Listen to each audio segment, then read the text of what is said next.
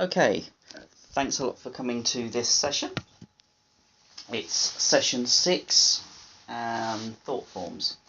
I'll quickly give a rundown of the rules and the way things are, just in case anybody's forgotten over the winter break. I'm Kia. I follow an Egyptian path, as you can probably see with the Egyptian headdress and attire. I follow an Egyptian goddess called Salket, and most of this is in relation to the experiences I have with her.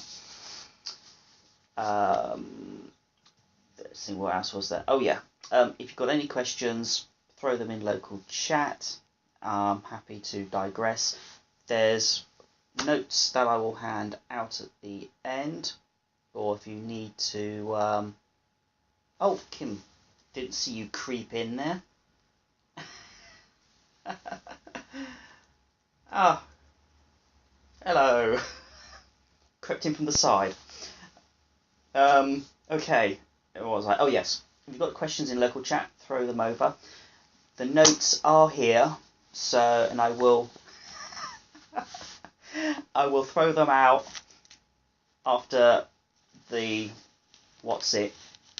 mainly because this is an opportunity to discuss as well as just listen to me hark on for an hour on this subject. So it's an opportunity to interact a bit if you feel you want to, because the text is there, you can then read it as you feel later on. So if you don't want to openly ask a question, throw it in instant an IM somewhere. If you suddenly go and then realise you do have a question, feel free to IM me here. I've also got all various manners of communication open: Twitter, the blog, Facebook, the works. I'm easy to find. So if you just... is this an incoming? Or are they just wandering? No, they're not coming this way. So just stick in my AV name there, Kia Heiki, into your favourite search engine and you'll probably find me. Right, okay, so this session, it's thought forms. They're an interesting topic. They appeal greatly to my engineering, sciencey background. I like taking things apart and making things and just generally messing around with things. So when I heard about this topic, I thought, hey, this is interesting. They are super cool. Now, anyone here played with, well, I say played with thought forms, that sounds pretty bad actually. Anybody use thought forms, sometimes also called servitors or disembodied entities of this kind? No? Cool. Oh, ooh. You're going to say you have, haven't you? Okay, cool. That's a nice long way of saying it. Okay, that's very technical. Anyway, right. So, thought forms, as a basis, are primarily an extension of your own energy form, your own consciousness.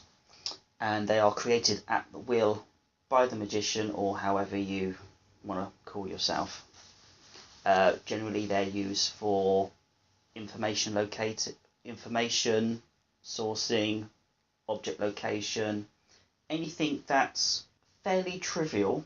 Complex problems, not quite so good, but we'll come back to those kind of issues later. But they are sort of fire off and let them do single use kind of things, like, what is this book on that shelf over there somewhere?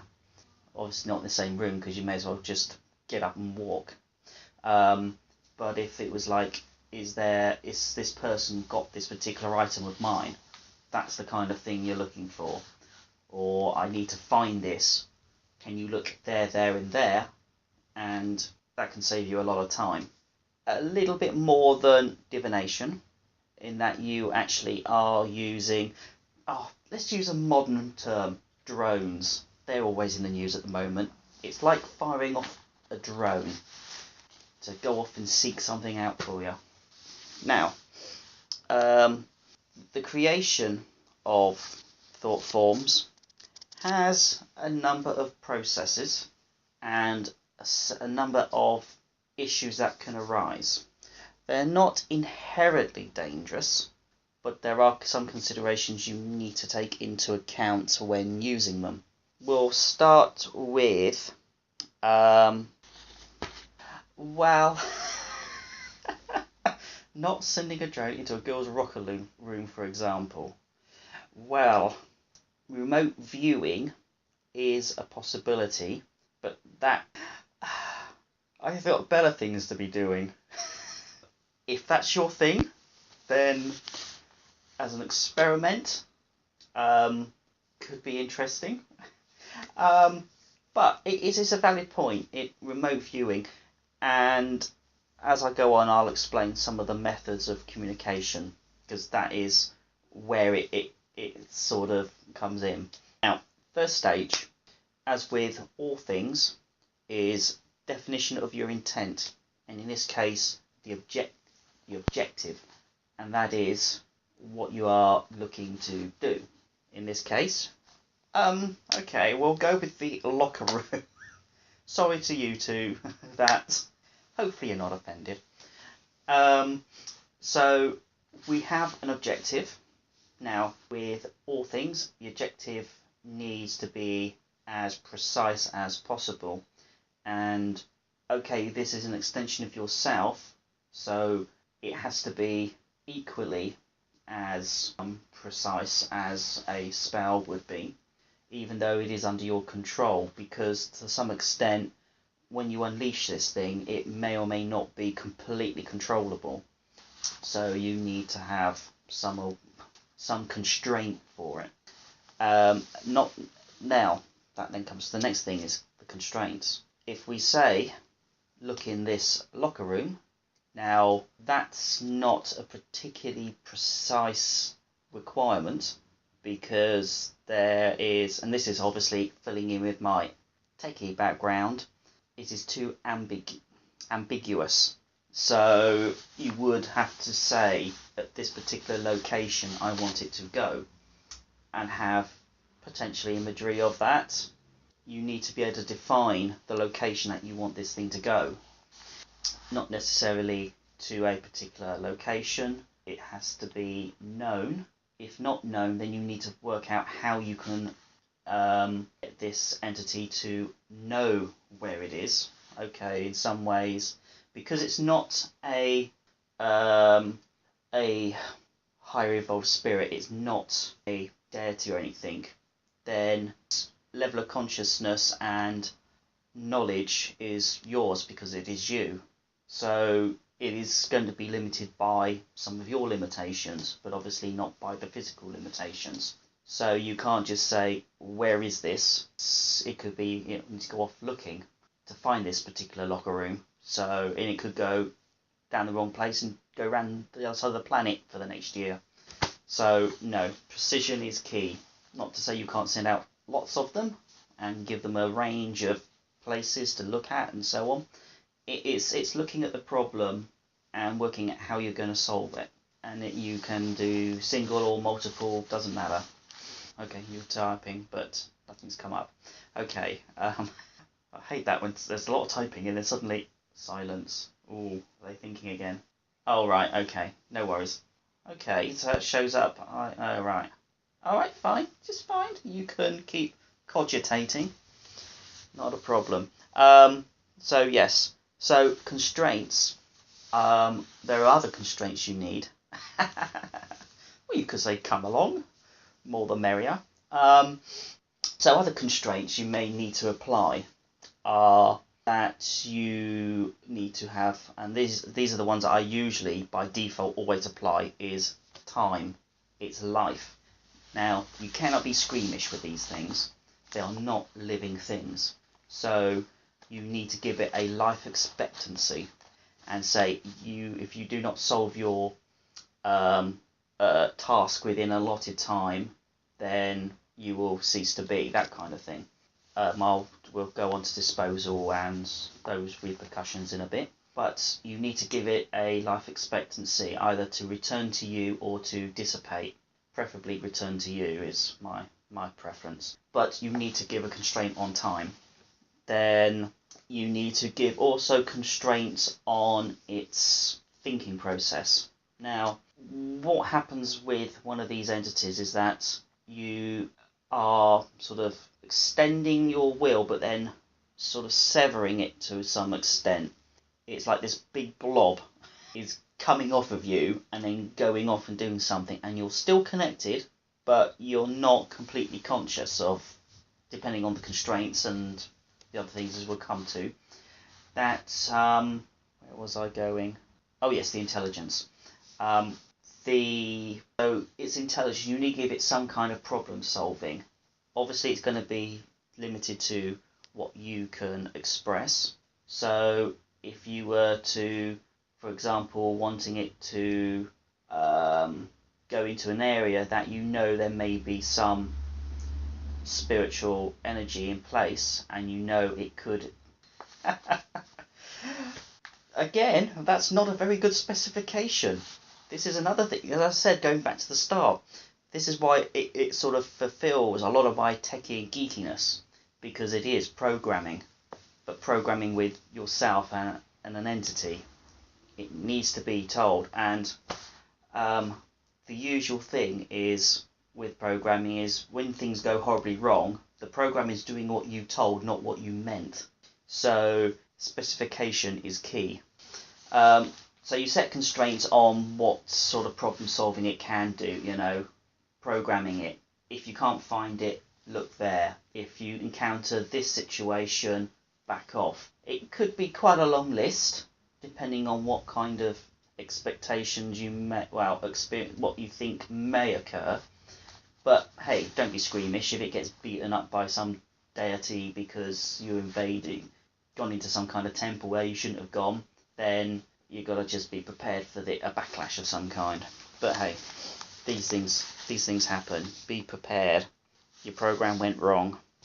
So constraints cover all sorts, but do be aware of constraints and putting limitations on, and importantly, that time one and the limit on its problem solving, because both of those could come seriously back to bite you on the backside. You don't keep tabs on those. This is the only time where it starts to get a little bit tricky, is those two. They are very important. Now, the link remains. Now, the other constraint, not quite a constraint, but it's the means that you're going to use to obtain the information that you are seeking. You would define how you would receive it. Now, I try to set tasks that are yes and no ones. They're a little bit easier to deal with. For example, is there something there or no? And what I would do is communicate that back as a negative or positive emotional response. So I can clairvoyantly be connected with this, and at that time when I know it's ready to respond, or when it's fulfilled its task and come back to me and is ready to relay what it's discovered, I know, good or bad, whether it's successful or not. That is easier. Anything else? Yes. Clairvoyant binary coding, easiest. Now, anything more complex, then you start to have corruption of the data, if we're going to keep along these lines. And that corruption can be quite evident, mainly because you've then got to try and work out how to interpret this information. Now, it could present it as an image, and then you've got to sort of work it out. Now, your remote viewing of a girl's locker room, now that I would probably not use as a servitor. I would probably go with proper remote viewing techniques, because they are a little bit more, well, in a way, remote viewing is almost servitor thought form based, but some more personal sort of etheric projection is very similar, I would say, to this kind of technique, but from a different angle. Something I need to really explore, because people seem to talk on both things as they're totally different, but I think they're roughly the same. If you are dealing with imagery, then you've got to try and comprehend thoughts. Another thing. I know it's not. I know you're only joking, but it's an example. So I'm not gonna hold. I'm not gonna smear your. Don't worry. um. Oh, I do love these sessions. These are fun. So thinking about how you're going to get the information back is an important stage. Now, let's recap some of that before we start to the actual creation and one of the other stages. Now, if you're solitary, you tend to do things quite different. Now, in a group entities, none of the books I've got have a couple of techniques, and they were to give it a name, which I tend not to bother doing because I don't want to personify these things because they're only extensions. But in a group situation where you may have multiple versions of these multiple thought forms in place, and again, even in solitary, you might want practice, you might want this. Giving it a name gives you something easy to refer to it as a label. Now, also some of these group situations, because you're dealing with lots of different people with different perspectives and different visualization experiences, you are trying to create a group thought form with a coherent imagery. So what they tend to also do is create a biography, a personality, a character description, so that people get a consistent image within their visualization, and they all get a reasonably accurately similar imagery and bits together. Again, you could still do this for solitary use. Don't, because I don't tend to use them that often, and they're only single use as far as I'm concerned, so I tend not to do anything more. Now, this is where things can get a little bit, not dangerous, a challenge, or, okay, let's say a bit dangerous, just to bring it to your attention. Now, thought forms, and this is specifically referring back to the time span and the limitations of giving it any kind of process. Combine that with any personality that you are giving it and a name, you are at risk of creating a creature, an extension of yourself that has of being a living thing. That has issues. One, you may then get squeamish about killing it at the end, when you don't need to worry about killing it because it's not actually alive. It's just an extension of yourself. Okay, that means you are alive, but it is not a conscious, sentient, independent creature. That is the key. It is you. It is a bit of you. So you do not want to let it hang around for very long. Once it's done, you want to not give it too much sentience and not too much personality. In a way, and this can be seen as a bit disrespectful, but to some extent I class deities as a group thought form.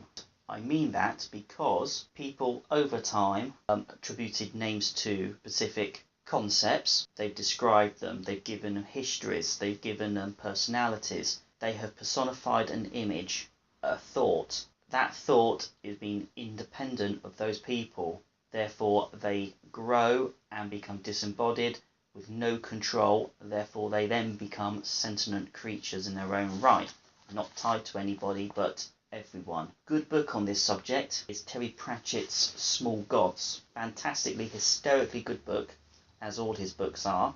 But Small Gods gives exactly that kind of concept. So you need to be really careful making these things more than what they are. Now, the problem is what then happens is if they do become sentient to some extent, is that they may, as in all excellent sci-fi films, run amok. They will want to become independent. I can think, therefore I am, and then all hell breaks loose and they they're trying to attack their creator and all that.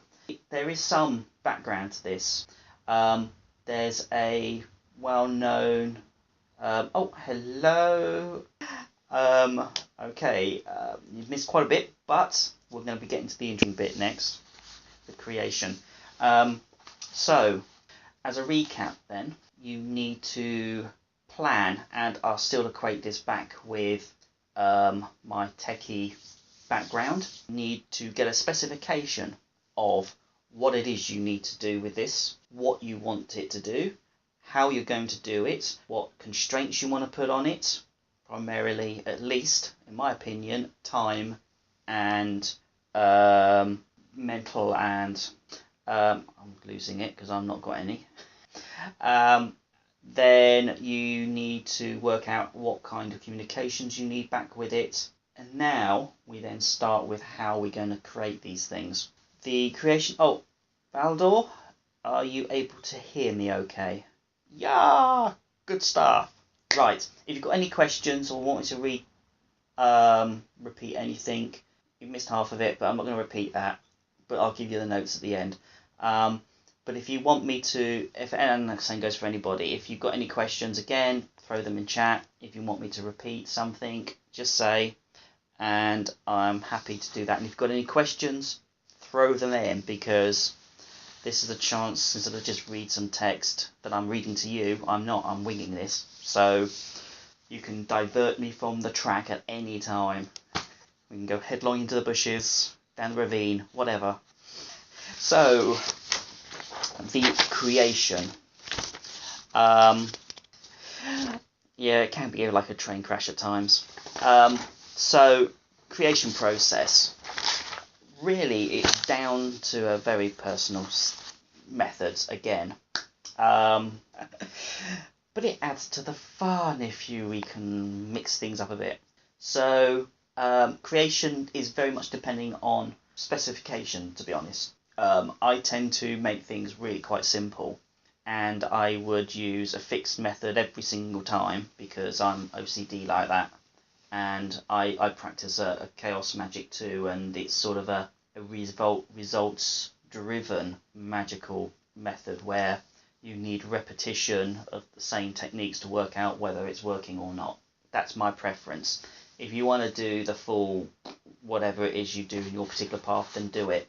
When you come to actually do the manifestation of this thing, not that it manifests physically in front of you, it may do, depending on your clairvoyancy technique skills, but you will want to have all of that specification of the objectives stated and in your consciousness that creation time. The other very important point, and it's at this point you do it, button, its self-destruct button and its requirements.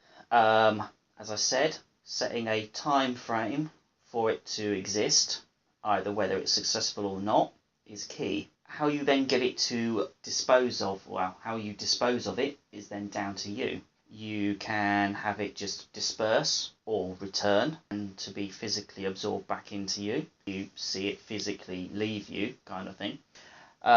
Some people will, and I prefer to do that is just come back to me and then disperse with your answer. Some people, because they do actually keep these as the entities, as I said at the start, I tend to use it single job, do the job, come back, gone. Some people tend to use them and keep on hold of them for a long time, at some risk, I have to say, as I previously said. Now, you need somewhere for it to live. In one book I read, one group actually had it in a brick, and they could leave that brick. I don't think it was a proper solid house building brick, because what they then use that for its destructive mode. For example, they leave it in the brick for when they're not using it, so they know where it is, because they can say it's there because it's in that brick when it's not out doing some work. Now, when it comes to the destruction of it, they physically destroy its home, and then that ritually disposes of the entity, and it returns back to what it come from, either the group or that magician itself. And that's a good, I think that's quite a nice symbolic method. Now, you could use not necessarily a brick, but I think I have used in the past clay. I've made clay or wax dolls, and I use those as sort of homes occasionally. Rare times that I've actually needed it to last more than one use. I certainly experimented that with early on. as I seem to have gone a completely different way with them now. And I'll explain a little bit more of that in the mo. You really are coming out with some interesting things to make it in a doll's house. That's cracking me up. Yes, you could. Yeah. A bed and the like. Yeah, okay. Problem there is you're personifying it, and that leads you to make attachments and get emotionally attached. Would you then like to put a sledgehammer through the lot of that after all that work? So, you cannot be too emotionally connected with these things because they are actually you. Well, easier to destroy than a brick, yeah, but when I say a brick, they didn't specify, I think, a house brick. It might have been more like a small clay or mud brick. That's a lot of effort to smack it with one. Or you could probably use a small clay pot or something that's easily breakable, but obviously not too expensive because it could get quite expensive, especially for me. This is why I prefer to use say clay. Although clay is annoying, it's a bit too messy. I prefer to use wax. Preference to clay. I've always got wax lurking around for something. So yes. So when you come to dispose of it, instead of if you do like the more physical aspect of dismissal, disposal of things, then you could make something for it to live in and then or return into and then destroy it that way. No problem. It's something to experiment. And again, as I said, this kind of thing appeals to my techie engineering feel because it's been an interesting experiment trying different techniques to see what works well. So it's an interesting hobby. Now, that's sort of getting it. Now, the empowerment. The creation empowerment is probably the same thing, although I've got these and these notes, two different things, but these notes are a little bit all over. The creation, I would say more formally, is the specification, the design. The empowerment is when you're bringing it to life. Again, the empowerment stage you can give however you want, but it is essentially bringing it to life. I've said that some of my methods are slightly different now. Now, what I tend to do is, early on, I have gone through all the experimentation of using them to find things, to poke in holes and all of that and so on. But now I tend to use thought forms more towards protective methods. Thought forms are highly effective guard dogs, and there is one particular spell, and I will throw this out with the notes as well. It was written by Dion Fortune when she was a member of the Golden Dawn. It appears in one of her workbooks or something, and it's called the Dogged Defense. It is a protective spell that I have used every year for the last mid-90s, and it has worked without fail. It is superb, and in fact, even in the description for it, she mentions that even if you are a very, very basic psychic, you can make use of this. Now, generally, and this actually does, the technique, the whole content of the spell does sort of marry up with all the various things I've been saying. It goes, arise, Dogged Defense, so that I may instruct you in your duties. Protect from the north, south, east, west, above and below. Okay, giving it a specification. From the setting of the sun to the rising of the sun, for a year and a day, time span, important. Then when you have done, please return to where you came from. It's a very basic form. It's been extremely useful. Now, perhaps because for me, I'm not using my own thought forms. Now, I did mention earlier about deities being group thought forms. I have my deity, Salket, Salkis, other various forms. Oh, and I think that, and there's all sorts of, those are all different transliterations of her name. It's a variety of different ones. Now, There are a number of... Okay, if you've probably even gone looking, she's a scorpion goddess. She sounds really scary, and she can be raw at times. Superb protective goddess, mainly because scorpions are highly protective of their young. They're pretty ferocious predators in their own right, so you generally don't mess with them. So for a protective form, she's useful. Now, I wouldn't tell my goddess to appear for a year and a day and stand outside my front door. That would be asking a lot. Should probably give me a good slap. So I tend not to do those kind of demands on her. But she has some minions, some servant sub-creatures or sub-spirits that she has control over. Most Egyptian deities do. They have usually 7 of them. Isis has 7 serpents. Sobek, the crocodile god, has 7 arrows. My goddess has 7 scorpions. And so I use these several servants of hers as my guard dogs. I would cast those, and I put them at various places around. And I will say they are that effective that in one particular instance in the late 90s, I know this because I wrote about it in my last book as an example, because it always sticks with me. I cast it in the back. I was casting around the house. I then placed one on the patio in the back garden, and as I placed it, I saw a cat come across the garden, and it approached the spot I had placed it, stopped just in front of it, walked around, and then bolted. I thought I didn't need any more conclusive proof that these things are real.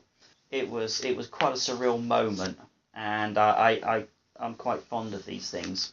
So what I tend to do is I use these every year. I recast them, and they have been without fail a superb guard. Now, I may also, and this is sort of on the side because it's not, well, okay, it's a bit of a thought form thing. I will actually summon them, because there's 7 of them. I will actually call them to my aid if I'm out and about, if I need some assistance, because the other lot can stay at home and do their job. Talk to Kath, Fashion Police. Then, if you want to do a talk on something, then she can sort you out. I'll give you the details in a mo. You might want to IM her. She did put a message out in the group chat not so long ago. Hang on. Let me just get the group chat. Here we go. Into local. If you talk to Kath, she can. You can discuss with her if you want to do any talks. They're always welcome. So yes, these things. Now, interestingly, the calling for them, because it took me quite a long time to work out what their names were. They come from an example within a Berlin papyrus on the lamentation of Nephthys and Isis, where Isis actually calls on these 7 scorpions of Serket to assist her. And it actually is very reminiscent of the lesser banishing ritual of the pentagram. Tophon, Bophon before me, Mestet, Mesetetaf beside me, Potet, Thotet, Madtet behind me. Very similar to the Archangel, kind of, probably where Golden Dawn got it from. But anyway, so I would suggest either if you are looking to play with thought forms, because we've only got a quarter hour left, I would suggest, these are my top tips. Experiment. If you want to leave, you can go. I'm not stopping you. So if you are going to experiment with thought forms, I would go step by step, be very, to start with, don't push things. If you're using your own, if you can find any from your deity or any of your mythology or your stories that you have within your traditions that you can make use of, obviously don't impose on a high powered entity, that you're then moving into the realms of evocation, which is a whole different ball game, then make use of those. They are a fun and exciting thing to play with, and I find them very entertaining in a way. So do have fun, and I'm going to start throwing out notices now. Notices, the notes. Oh, that's interesting. Subconscious self to wake you up should danger come. Could be. There. Yeah, you're talking. There's two different things you can be talking about there. Either you have created a small. Oh, that's another point. I better mention this. There is.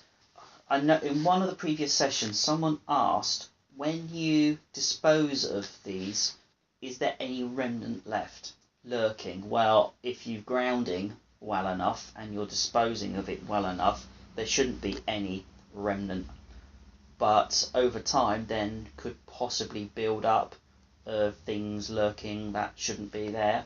But cleansing is key. But going back to your question, it's a toss up between a very small thought form that you are looking at, or you are already communicating with a entity that is more than a thought form that is looking out for you, or you are, if you're experiencing sleep, then you are possibly going to altered state, and therefore you may be programming a trigger to recall you back should your consciousness detect something.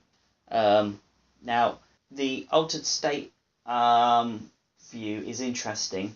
There is, and I think it was, yes, Robert Bruce, my favourite astral projectionist, had two sort of feelings on this subject. Is when you go into projection, astral projection, or whatever kind of projection it is you're doing, you have two splits. You have a split to your consciousness. The consciousness that is active is what you are seeing within your altered state, but the other part of your consciousness is still in your body, still processing stimuli and obviously your body to keep you alive. Obviously not your consciousness, because that's down to your subconscious, but there is still half of you there. Now, it could be that through repetition, and this is key, is repetition, which is what you are probably saying, is that you over time programmed yourself to hit this trigger, and it could be any one of those. If you're not quite aware of what techniques you were using, then it doesn't really matter. It's one of those, or maybe something else. It could be interesting to explore. I've learned lots over the years, and then I've forgotten most of it, and I've gone back. So even the documentation that I've done for the last 20 odd years, I don't understand half of it because it was too cryptic. So yeah, but that's interesting stuff. Oh yeah, I was getting notes, wasn't I?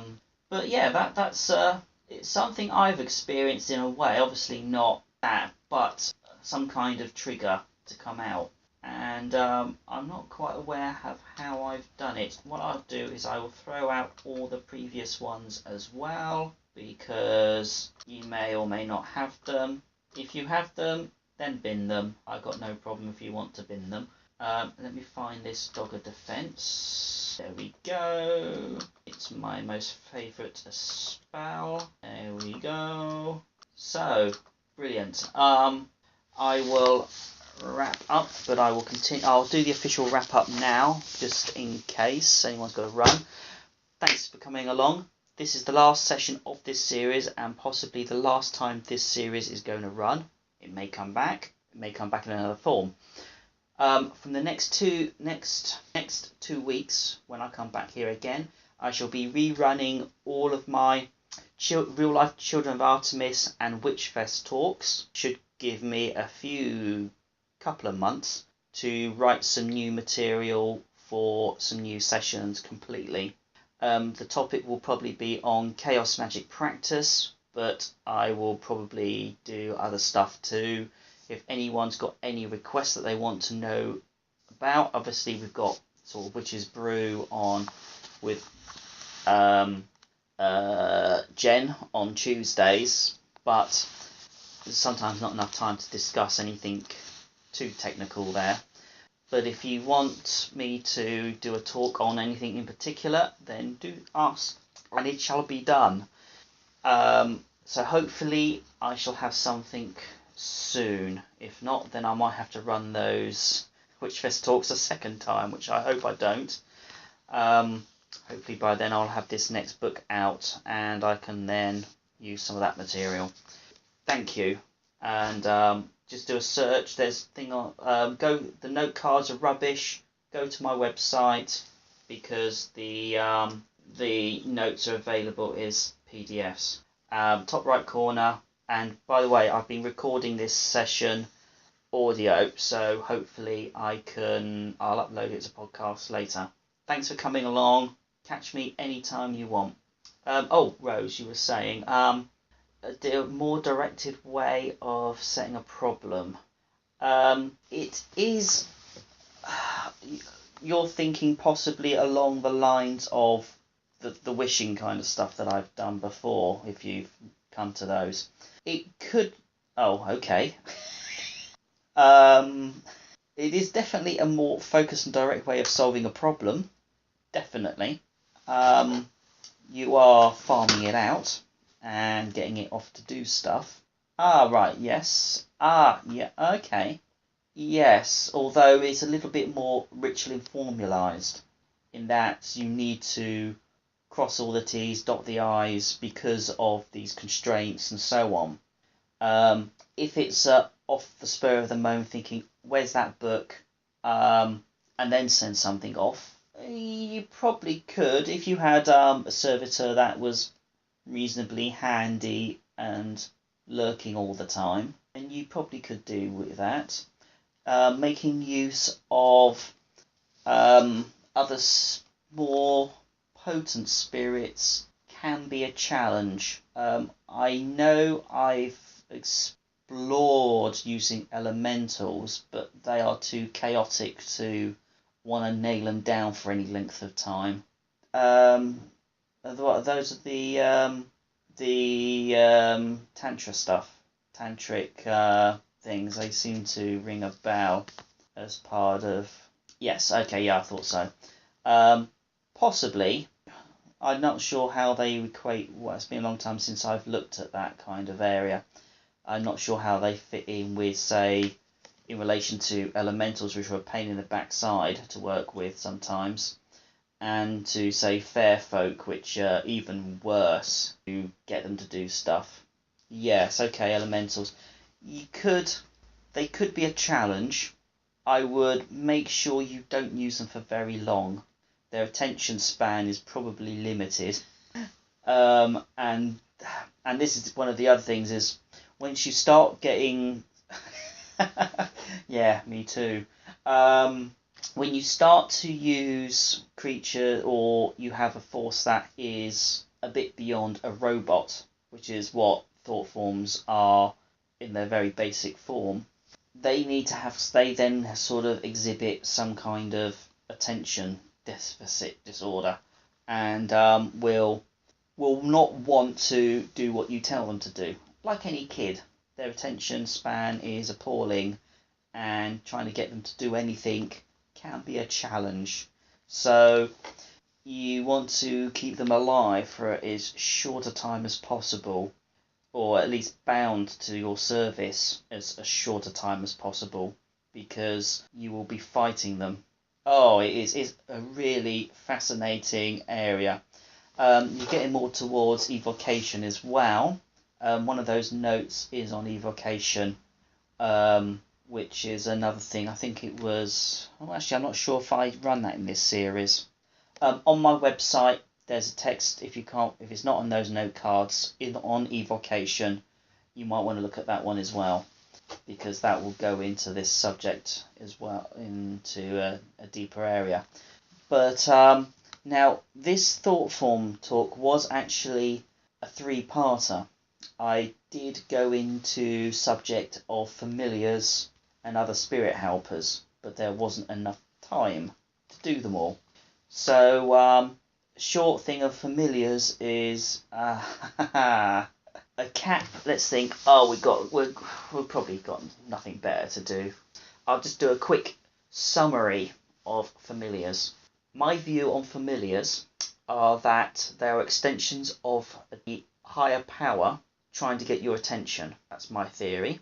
For some people, dealing with a deity is intimidating and or scary. People don't like to do that. They think, I don't need some deity. I don't need to ask them permission to do things or begging to a deity to get them to do stuff or even command them. Under my tradition, it's more frequent to command a deity and not.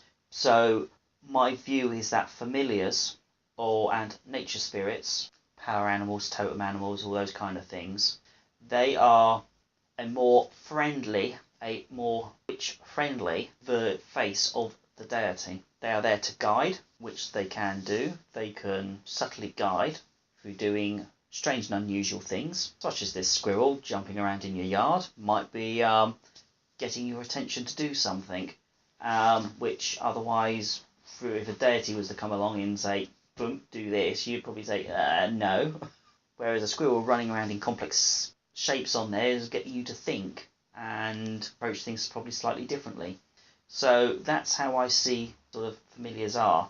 An easy entry for a deity into your life. They can keep tabs on you.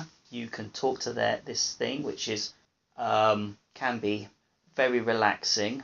In fact, the relaxing part of the experience is important.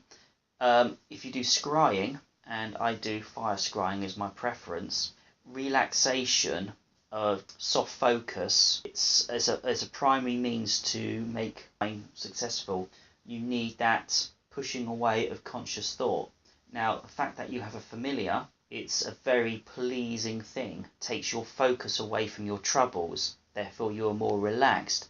Your clairvoyancy will increase because you've not got all of those stupid day-to-day issues going on around your head. You are listening to yourself and to spirit around you, and you become more noticeable of activity, of unusual things, because you are not dashing from one problem to the next. It's a very psychological thing going on with, as well as the magical, and they serve many uses. No problem. I don't know everything, and I'm sure we could talk for hours. I think we may have to do that sometime. I'd look forward to actually hearing all your thoughts. And yes, the animal can possess its own awareness, and that's beyond. But then that could be granted by the deity or whatever forces. But hey, I would love to have a chat about that sometime. But anyway, I will wrap up now then, because I can keep talking, as you know. Thanks for coming along. I will probably be at Jen's on Tuesday. My next session here is in 2 weeks' time. In a week on Monday is my healing circle at the tavern. So thanks for coming along. It's been fun. And give me a shout if you've got any questions at any time. Thank you.